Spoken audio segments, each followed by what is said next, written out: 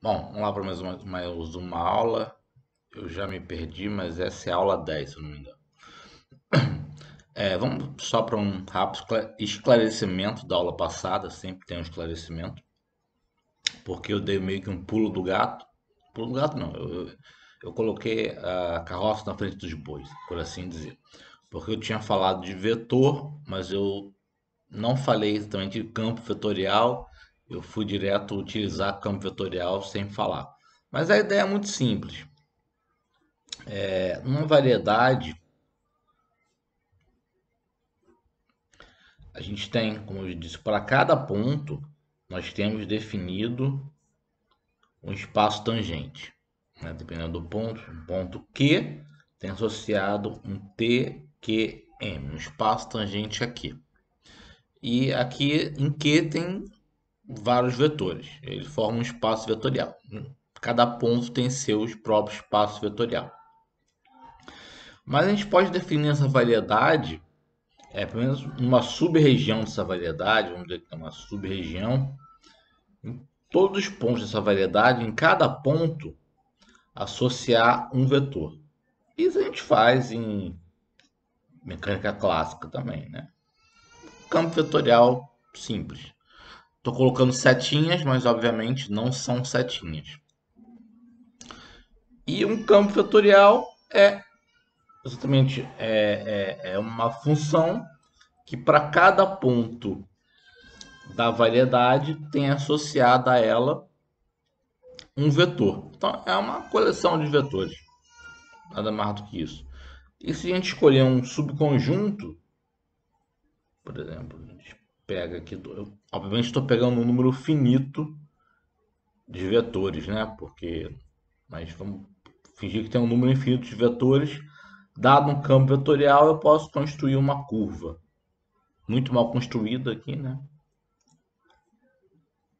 Essa curva está horrível, mas se eu tenho um campo vetorial, eu posso escolher uma certa quantidade de vetores e construir uma curva. E da mesma forma, se eu tenho uma curva, para cada ponto eu posso associar um vetor tangente a ela. Então, eu falei bastante de vetor e a partir de uma coleção de vetores a gente pode trabalhar com campos vetoriais. Ou seja, para cada ponto da variedade ou de um subconjunto da variedade, para cada P pertencendo a um subconjunto da variedade, a gente associa um X de P, um vetor. Só isso. Não vou me alongar muito nisso, que a ideia não difere nada do que a gente sabe em física, física clássica. Finalmente, vamos para covetores. Um vetor. Vou ter que falar mais uma coisa de vetor. Sempre tem que falar mais uma coisa. Um vetor, lembrando, ele pode ser escrito como as componentes do vetor multiplicado pelos vetores da base, né? Lembrando que um vetor vai aplicar a certa função, mas a gente pode ignorar essa função. E o vetor é, no nosso caso, a derivada direcional. Mas aqui, quando a gente coloca o mi, já está implícito que existe um sistema de coordenadas xmi, novamente não confundir os dois x. Vou usar uma outra notação para o vetor, vou botar a mi de home. Nesse mi, que na verdade é d dxmi, já está implícito que existe um sistema de coordenadas xmi embutido. Tá? Isso aqui ainda é o vetor. Eu posso escrever um vetor de uma forma um pouquinho diferente, usando o que eles chamam de Abstract Index Notation, que seria uma forma de escrever ele de uma forma abstrata, você não explicitando que existe um sistema de coordenadas envolvidos. Então, nesse caso, um vetor seria escrito como A, A, E, A. Ok. Onde isso aqui seria as componentes e aqui seria a base. Certo? A diferença em termos de notação é porque geralmente quando a gente usa mi, ni, isso está colocando que você já tem um sistema de coordenadas envolvidos. Quando usa A, B, C, você está geralmente dizendo que você não tem um sistema de coordenadas, então a base é uma base genérica. Existe alguma diferença prática? Sim, existe. Por quê? Num sistema de coordenadas, a derivada direcional, o comutador é sempre zero. Ok? Isso aqui, na verdade, vai ser o que a gente vai chamar de derivada de Lie.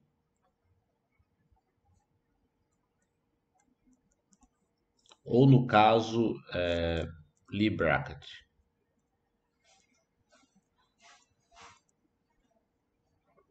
Vamos colocar como Lie. Esquece a derivada de Lie por enquanto, como eu falando disso. Os Lie brackets. Mas, na verdade, isso aqui, esse bracket, quer dizer D, dxmi, D, dxni menos D, dxni, D, dxmi, imaginando que isso vai ser aplicado em uma função, certo? Isso aqui é sempre zero, porque derivadas parciais comutam. No caso de um vetor arbitrário, é A, é B, também isso aqui vai ser aplicado a uma função, isso aqui não necessariamente é zero, porque eu posso ter um sistema de base não coordenada,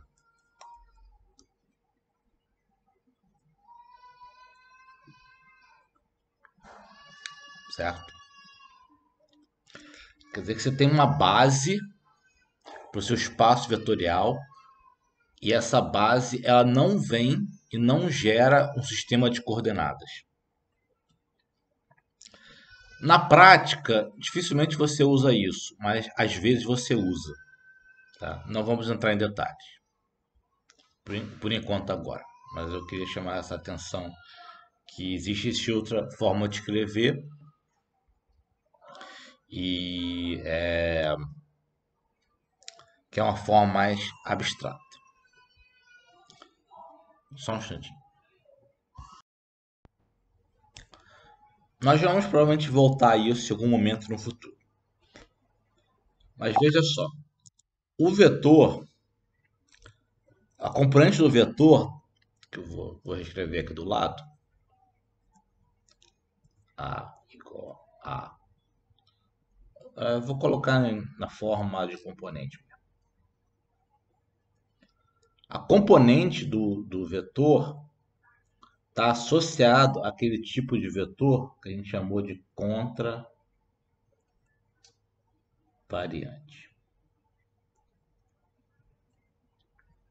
Certo? Lembramos que existe também o vetor covariante, que era aquele que tem índice embaixo. Certo?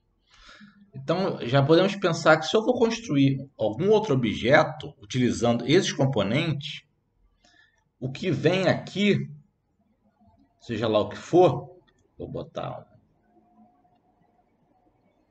O aqui, só para botar um objeto, ele vai ter índice em cima. E vai ser um outro tipo de objeto que eu vou chamar de A tilde embaixo. Certo? E esses objetos aqui vão ser os famosos covetores ou vetor dual ou um forma. Temos 3 nomes para ele. Vão ser outro objeto, outro tipo de objeto. Ele não é um vetor. Ele é um vetor dual e ele vive em outro espaço. Ele não vive no TPM. O vetor A, ele pertence ao TPM. O A tilde, que é o vetor dual, ele vai pertencer ao espaço dual, que também tem um nome. A gente chama de TPM estrela. Certo?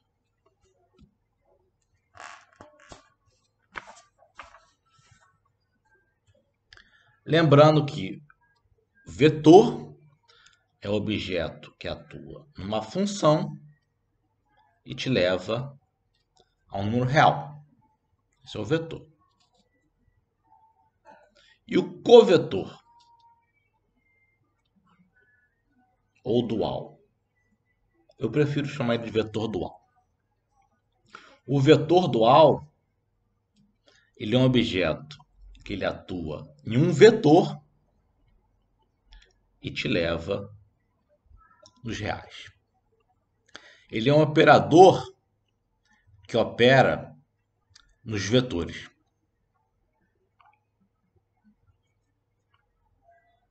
Então vê que ele tem ele é um tipo de objeto diferente do vetor. Ele vai gerar também na variedade.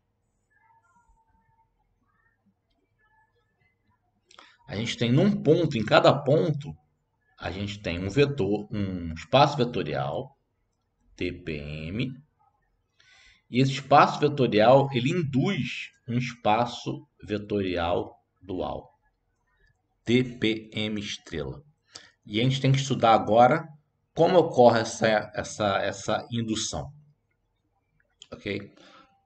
Isso aqui vai exigir um pouquinho mais de tempo, só que vamos adiantar algumas coisas. Tá?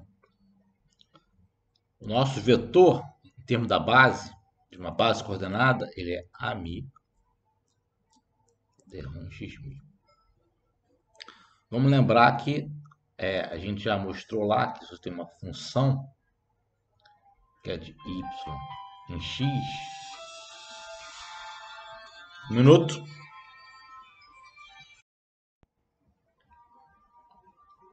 Voltando. Vamos lembrar que você tem a derivada de uma função, derivada parcial. Isso aqui é df, dy, vou botar um i, dx, ou, só para reescrever, dy mi, dx mi, t, y,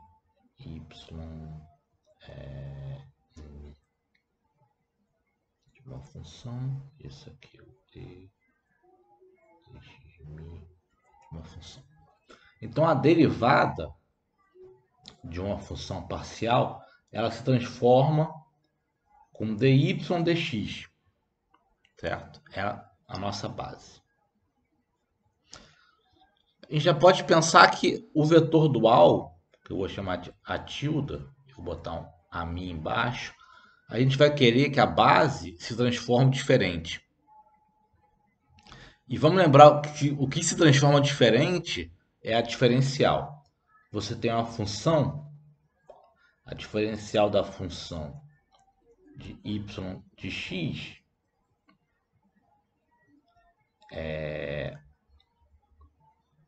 eu tenho aqui, não, diferencial de, tem que ser de y direto, diferencial de y de x, a diferencial de y de x é a derivada de y em relação a x dx certo? Então veja só, o x está desse lado aqui e ele deriva dy dx. E aqui o x está desse lado, dy dx. Eu poderia inverter aqui, se eu fizesse de vez em relação a y em relação a x, eu botasse o y aqui e o x aqui, isso aqui ficaria invertido. Seria x em relação a y. Certo? Só para deixar o y dos dois lados. Então aqui é x por y e aqui é y por x.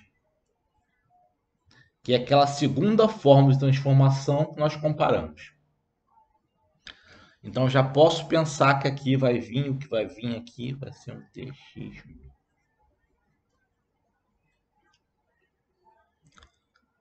A base, ao invés da diferencial, da derivada parcial, vai ser a diferencial. E vai ser assim que a gente vai trabalhar os nossos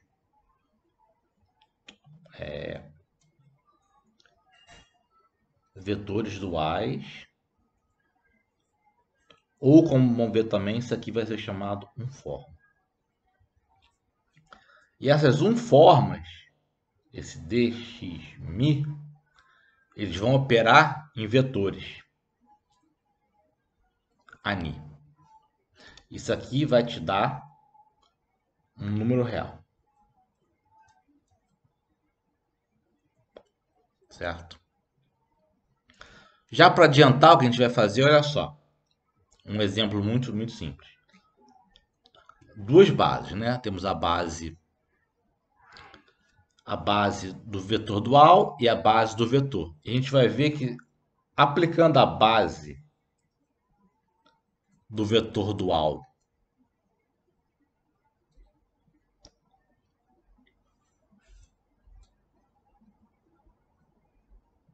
na base do vetor, e isso aqui corresponde exatamente à nossa definição.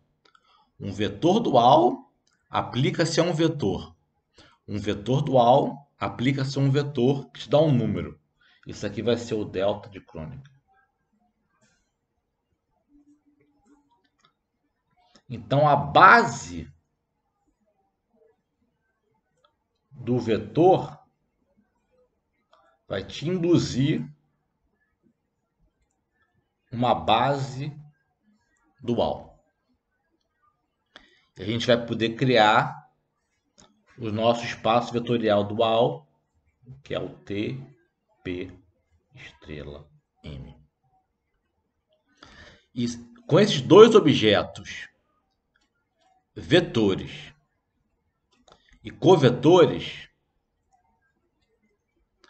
em uma operação chamada produto tensorial, eu vou poder definir os meus tensores. E aí vai ser tudo que a gente precisa de objetos na variedade. Certo? A métrica, não falamos de métrica e nem vamos falar agora. A métrica vai ser um tensor. Certo? Então, eu só preciso desses dois objetos. Vetores e vetores duais. Espaços vetoriais e espaços vetoriais duais no mesmo ponto.